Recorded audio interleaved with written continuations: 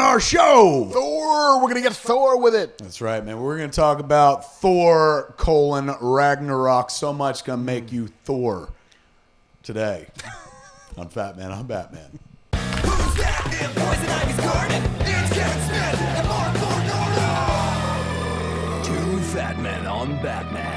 Welcome to Fat Man on Batman. I'm Kevin Smith. I am Marc Bernardin. And we are doing the show from our new home here at the Scum and Villainy Cantina, right here on historic Hollywood Boulevard, right outside that door. Hollywood happening. There's stars on the street. There's a Cahuenga right next door. It's all them stars are just famous. waking up going, what am I doing on the street? I don't know, I man. got drunk on Halloween because What? it's November 1st. But this is where we'll be doing the show from now on. As you can see, it's very reminiscent of cool Something places that you want to come, drink, hang out. This is where we do the live show. So if you want to get tickets for when's the next show we're doing here? We got one on November 14th. November 14th. And then another one we just added on the 20th. Go to csmod.com, get tickets. It's a fun, very laid-back show. That's why this show has taken many incarnations and evolved over the years. This latest incarnation is my favorite. We get to do the show with an audience, so we're not just trying to make each other laugh. We get to also try to make people laugh. Then we get into Q&A, and so we get to talk about other so things. much fun. It's fantastic. So come on out, see the show. Now, you hear that? That's the sound of special effects to make this place look amazing. Like right here, we got the bubbling colored things, but the green, the blue. That's what Hollywood sounds like. This is the sound of Hollywood. So just so we can get clean sound on this, I'm going to go here and watch this. There it is. So the pretty colored lights are gone, but now you can hear us a little better. And you're going to need to hear us, folks, because today we're talking about the one, the only Thor Ragnarok, directed by Taika Waititi. Marc's my go-to guy for the name. I'm going to get it by the end of this. Taika Waititi. What a genius this guy is. I guess he did Eagle and Shark, that movie. Eagle and Shark. He did Hunt for the Wilder People. He did What We Do in the Shadows. Sam Neill. What With We Sam Do Neill. in the Shadows, the vampire thing. Did he work on Flight of the Conchords? I think he was behind the scenes. He was some producer, director capacity. Give a fuck what he's done up until now. Dude took a fucking quantum leap with this movie. He took Thor, the least fun character in the Marvel Universe, and turned him into the most fun. This movie is pure fucking joy. This movie will turn a frown upside down. This movie is what movies are about. The idea of we're going to take you to some foreign place. We're going to show you things that couldn't really happen and stuff. You're going to have a good time. There was a plot. There was a little bit of motion, but there was a metric fuck ton of laughs. Yeah, I mean, it's as funny as Guardians of the Galaxy is. And Very the first movie absolutely is a comedy. This is a different kind of. This is a buddy comedy. This is a road picture. It's almost like a sitcom. It's almost like this is like what a very expensive Marvel sitcom would look like, but a really great sitcom with like the laugh per minute ratio is super high. They are not afraid to make fun of anything. They make fun of their own history. There's a moment in the movie where they're making fun of Avengers 2 Age of Ultron when Black Widow's like, sun's getting pretty low. We're real low, big guy. And they're trying time to go to sleep. Trying to talk the Hulk down. Once they started doing that, I'm like, oh, I love this. This is fucking fantastic. They're making fun of themselves and their history and whatnot. Yeah, and like the movie even opens a little bit with this fake play that Loki is putting on in Asgard with Sam Neill playing Odin. Yes. With Matt Damon playing Loki. Again, and with the least known Hemsworth, Luke Hemsworth, playing Thor. It's kind of amazing. It's really fun. And you sit there going like, well, it's spoilers, bunch of spoilers coming. Odin has been Loki since the end of Dark World. Yes. Thor Dark World or something like that. Yeah. And so, they finally resolved that storyline. And so when we find Odin, and he's not Odin, he's Loki, he's putting on a play about like how Loki saved the Earth and just rewriting history. Putting like a Rocky-style statue of Loki in the middle of town square. With the giant antlers. Is just a good time, and that's even before you get into the Kate. There are so many people. Kate Blanchett of it all, who just chews the scenery, has zero compunction about like, I'm playing look at this villain. Look at these antlers. I'm going to chew the scenery. And she Nora Desmonds the whole movie. Yeah, She's like, my God. I'm just cutting it up and chewing it. How much?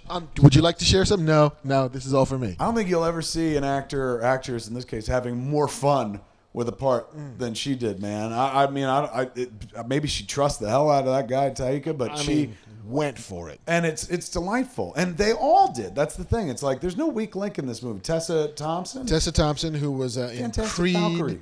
and she was on Westworld the first season. She's amazing. The movie does so many moments which just serves her up as awesome. Like, here's the entrance, here's the music, here's the badass hero. Before they moments. put her into her outfit as a Valkyrie on style. top of a winged horse. I mean, because come on. Think about it. Like, when you saw the trailer for this movie right away, like, you were like, this is different. They had the Immigrant Song by Led Zeppelin. You're like, this is expensive. They're willing to pay for that song. In the movie, they don't even make you wait for that. No. Where they're like, you know it's going to be used in the final battle, right? Opening of the flick. There's a little bit of chit-chat with Thor, finding him in the position he's in, and then just when, the hammer goes flying and stuff, man, in a minute. It's the most metal opening to a movie of all time, Marvel movie at least. It is like the Spinal Tap of metal, in that the metal is legit metal. Yeah. Like, they're not effing around. Like, the movie is a legit Thor movie, but it's so goddamn funny. Yes. It's not even it. And Chris Hemsworth has no business being as funny as he is. But he is, and like, he was honestly like the funniest thing in the Ghostbusters movie. And here they found a way to use him where they didn't like, let's just make him goofy, because he's been Thor for two Thor movies and a bunch of Avengers flicks and whatnot.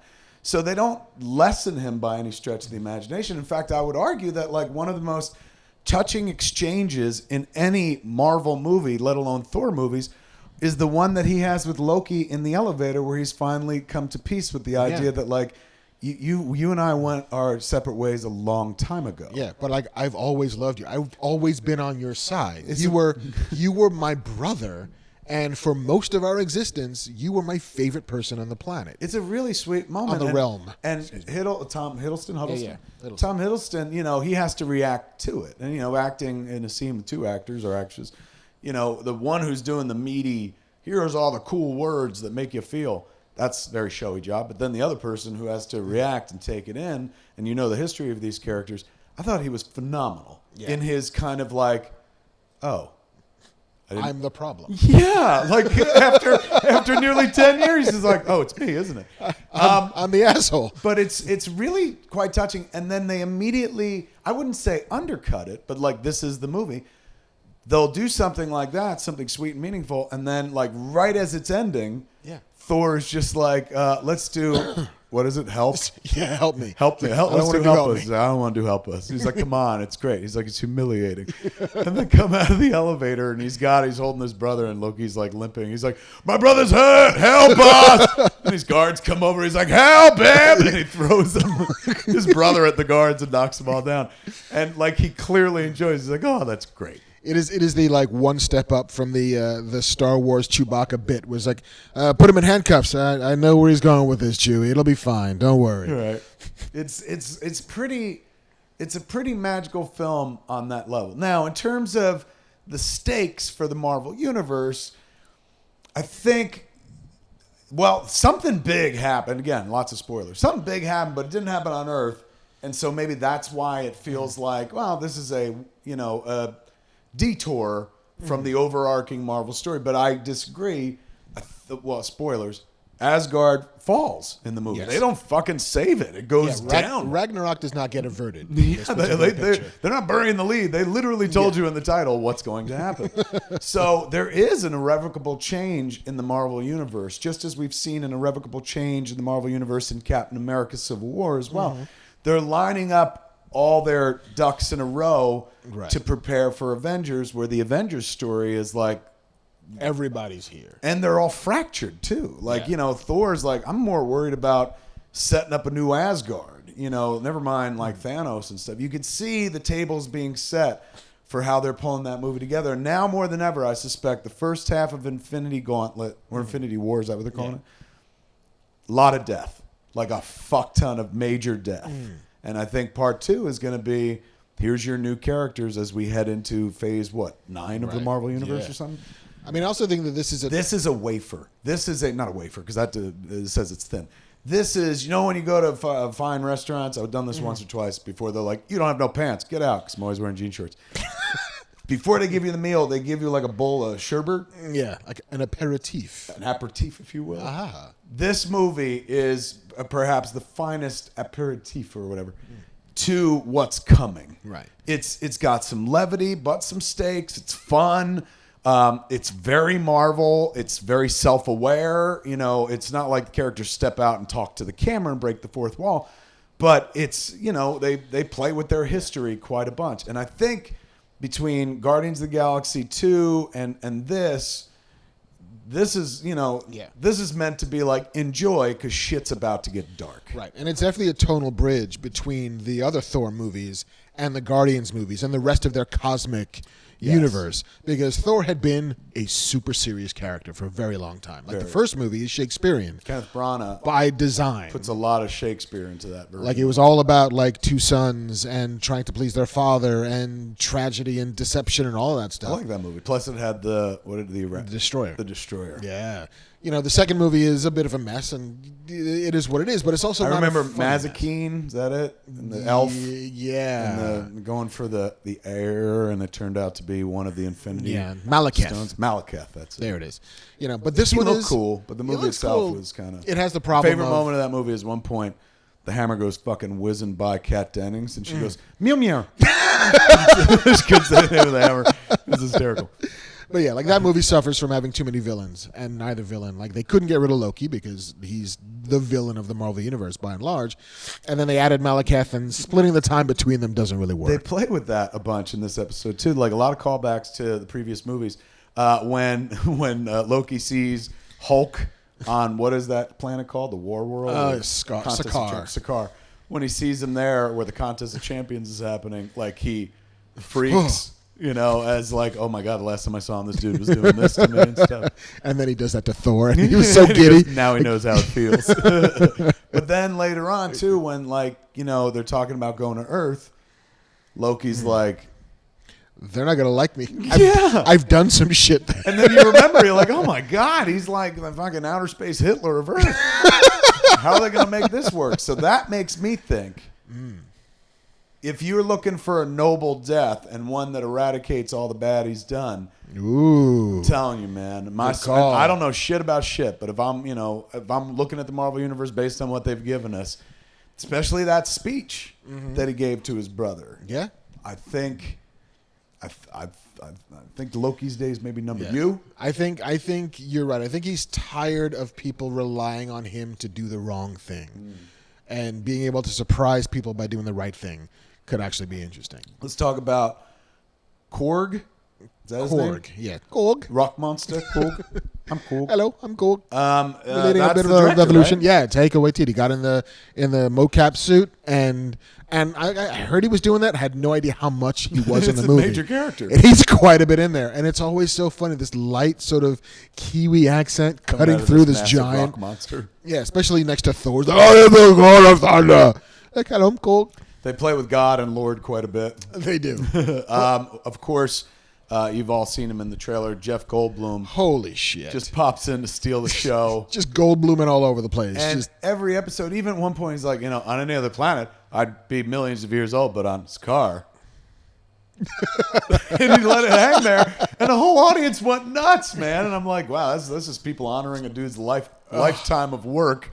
And very curious delivery. Yeah, like there's no moment in this movie where he is not Jeff Goldblum, and it doesn't matter. It doesn't matter. He's not giving a performance as much as he is showing up to just grace us with his presence, and I'm cool with that. And that's what the whole movie feels like, is a bunch of people who came to play in a fun way. Even, what's his name? Anthony Hopkins. Previous two outings, he's Odin. He doesn't have a bunch of yuck lines or anything like that, but he's very stern. His name isn't Grimnir for nothing. Yes, it's true. And at least in the opening of this, while he was, pretending to be Tom Hiddleston's version of Loki, like he looked like he was having a fucking blast. Like, you watch Westworld and Anthony Hopkins is always so sad and dour as that character. Yes, violent delights have violent ends. But blah, in this, blah, blah. he was just like, ha, ha, ha, eating grapes and stuff.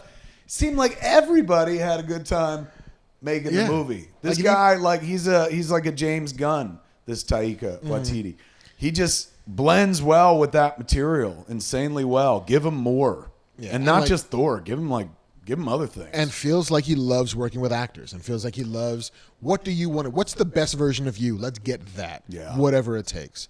And it's a vast leap from the other kind of work that he'd been doing. Like every other movie he made, $10 million, $50 million in New Zealand. It was just like this movie is 100 times, 200 times the most expensive movie ever made, or something like that. But at the end of the day, yeah, you make a movie like that, and you've got like a team of effects wizards who are going to make Asgard and make Korg come to life and all that stuff. But at the end of the day, at the heart of all of this shit is a human element. Yeah, and he brought humanity to that movie, the fun of humanity, the silliness of humanity, while they're telling a story about gods from another planet and stuff. So it's not just like you owe it to yourself to go see the movie because it's pure fun. If you don't giggle once during the movie, I don't know what to tell you, but there's serious giggle moments all throughout. But more importantly, like, this is the comic book movie making that should be supported. Like stuff where, I mean, look, it should all be supported, but this is what I'm into. Stuff that when I sit there, it makes me feel like I felt when I was a kid reading comic books. Maybe I didn't laugh as much as when I was a kid, as I did during this movie, but that's okay. I'm an adult. I need a little something now to lean the wonder on. Because, 46, 47 now, the wonder of like people in costumes flying and doing good things. Holy shit, Batman. I've had years and years of that. But the wonder of like, hey, Thor just said something really funny based on his entire history, and yet it's still heroic. That's a new element, and I think they're killing it in the Marvel movies with that. They've always been able to sprinkle in pure joy.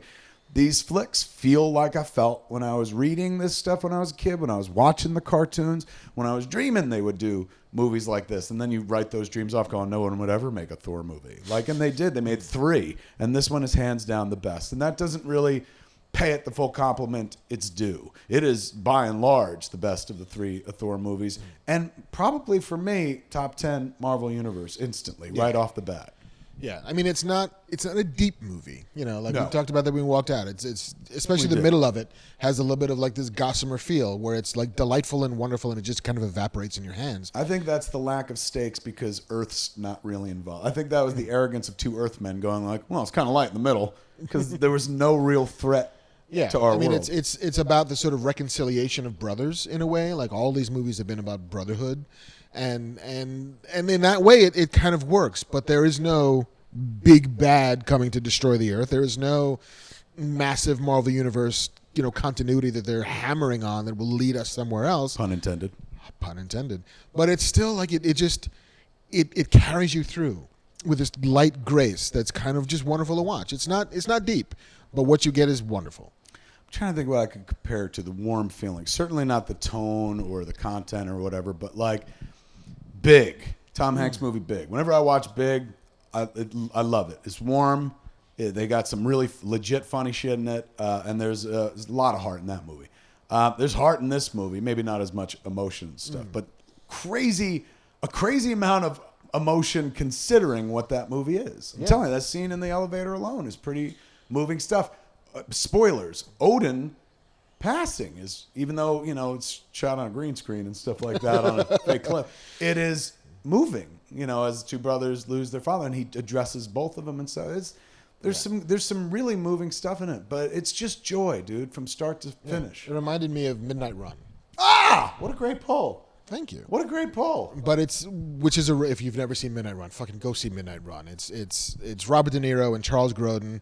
De Niro is a bounty hunter, is getting to pull in this white collar criminal. I can't believe we're in a world where somebody has to actually explain the plot of Midnight Run, but you're absolutely right. But I feel like we might need to. There's some people out there who are like, Midnight Run, what's that? Yeah, so like the mob wants to get this guy to prevent him from testifying against him, and so he's Jack.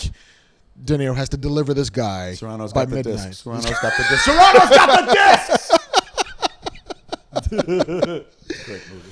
But it's a super fun romp that does get serious. It does take a little dip where you understand why De Niro's character is as removed from humanity as it is, because he's removed from his family. Like he's estranged from his wife. He hasn't seen his daughter in years and years and years, and you get why he's such a fucking grump.